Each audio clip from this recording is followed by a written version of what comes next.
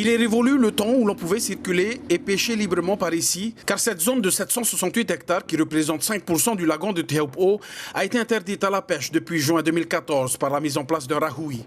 5 ans que les pêcheurs et le conseil municipal se battent pour le respect de cette zone, et même sans aucune subvention. C'est un succès aujourd'hui, le poisson est revenu et ce qui est agréable, c'est quand les pêcheurs ils plongent à l'intérieur, ils deviennent fous parce qu'à l'extérieur il n'y a pas. Et maintenant, dans cette zone-là, le poisson est revenu à des tailles énormes maintenant. Ils sont venus de loin pour constater par eux-mêmes le résultat de 5 années d'interdiction de pêche.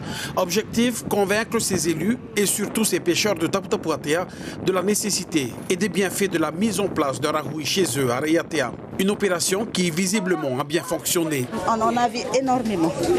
Des maïtos, j'ai vu des parapéouis aussi. Et ils sont bien gros en plus. C'est carrément poissonneux. Hein?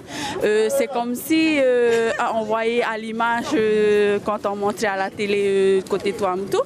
Mais là, c'est carrément beau de voir les couleurs. Ah ouais, hein? C'est bien joli quand tu plonges par en bas. Il y a de la couleur. Hein? Les poissons sont pas sauvages. Les mouets, parapéouis, maroninamu. Taré. Qu'est-ce que tu penses? À Raiatea, on voit les poissons comme ça aussi? Ah, pas partout, pas partout. Est-ce que tu penses que s'il y a du poisson aujourd'hui, c'est grâce au rahoui? Ah, ici, par exemple ici, oui. Hein? Grâce au rahoui? Ouais. Si le rahoui favorise la reproduction des espèces de poissons, il permet aussi de mieux se préparer face au changement climatique qui impacte forcément la vie dans nos lagons.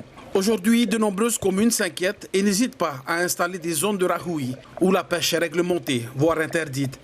C'est vrai que de nos jours, je pense, enfin chez moi il y en a encore, hein. Je pense dans certaines zones, les tailles sont plus restreintes et là, c'est rare maintenant de nos jours. Moi j'étais content parce qu'il y a un parmi ces pêcheurs, il est un peu réticent, oui on ne peut pas, parce que c'est normal, c'est la ressource. Et donc avec ça, il disait, si on pouvait mettre ça en place, dans ma tête, c'est déjà un premier pas.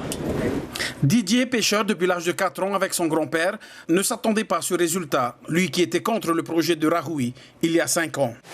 Je n'ai pas cru le poisson est comme ça, hein, parce que avec le grand-père, je pêchais en 1970, je n'ai pas encore vu autant de poissons. Là. Donc finalement, le rahoui, c'était une bonne chose. Ah oui. Mais un lagon protégé attire également les touristes et même la population, d'où la nécessité d'une bonne et rigoureuse gestion de cet espace maritime.